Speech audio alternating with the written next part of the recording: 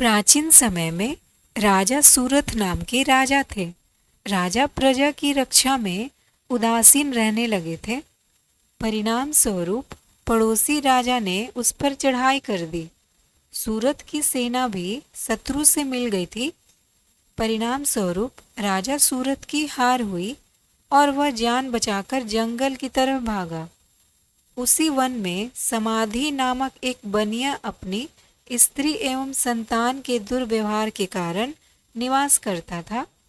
उसी वन में बनिया समाधि और राजा सूरथ की भेंट हुई। दोनों का परस्पर परिचय हुआ।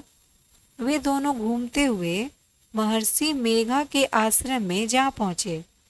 महर्षि मेघा ने उन दोनों के आने का कारण पूछा तो वे दोनों बोले कि हम अपने सगे संबंधियों द्वारा अपमानित एवं तिरस्कृत होने पर भी हमारे हृदय में उनका मोह बना हुआ है। इसका कारण क्या है? महर्षि मेघा ने उन्हें समझाया कि मन शक्ति के अधीन होता है और आदि शक्ति के अविद्या और विद्या दो रूप हैं। विद्या ज्ञान स्वरूप है और अविद्या अज्ञान स्वरूप। जो व्यक्ति अविद्या मीन्स अज्ञान के आदिकरण रूप में उपासना करते हैं उन्हें वे विद्या स्वरूपा प्राप्त होकर मोक्ष प्रदान करती हैं। इतना सुनकर राजा सूरथ ने प्रश्न किया, हे महर्षि, देवी कौन है? उनका जन्म कैसे हुआ? महर्षि बोले, आप जिस देवी के विषय में पूछ रहे हैं वह नित्य स्वरूपा और विश्वव्यापिनी है। उनके बारे में ध्यान पूर्वक सुनिए। कल्पांत के समय विष्णु भगवान क्षीर सागर में अनंत सैया पर शयन कर रहे थे।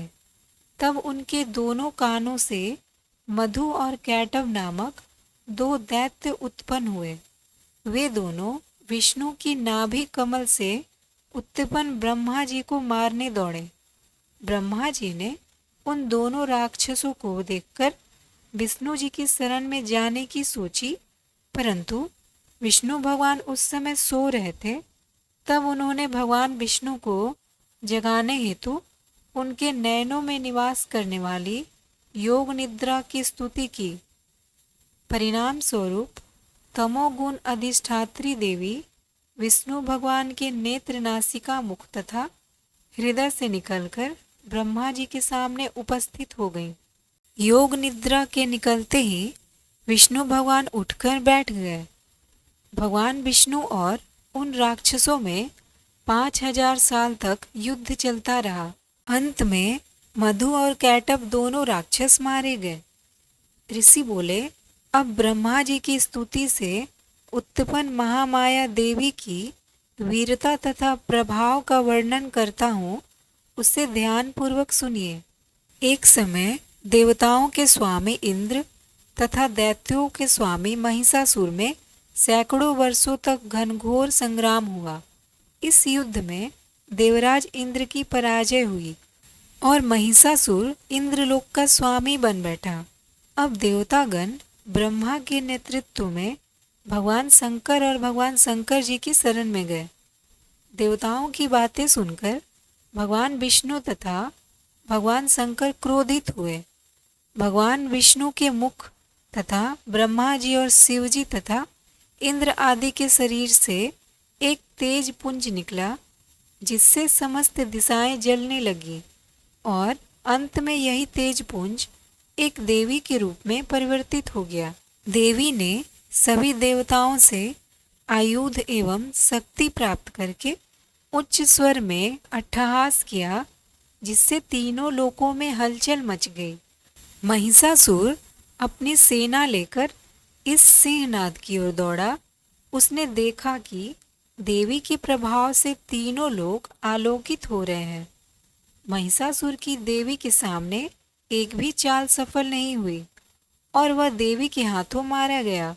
आगे चलकर यही देवी शुंभ और निशुंभ राक्षसों का वध करने के लिए गौरी देवी के रूप में अवतरित हुई।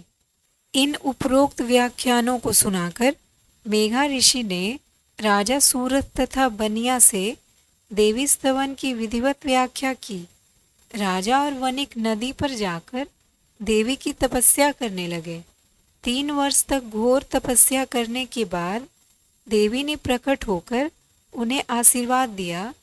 इससे वनिक संसार के मोह से मुक्त होकर आत्मचिंतन में लग गया और राजा सूरथ शत्रुओं पर आक्रमण करके विजय प्राप्त करके अपना वैभव प्राप्त कर लिए। बोलिए सच्चे दरबार की जय।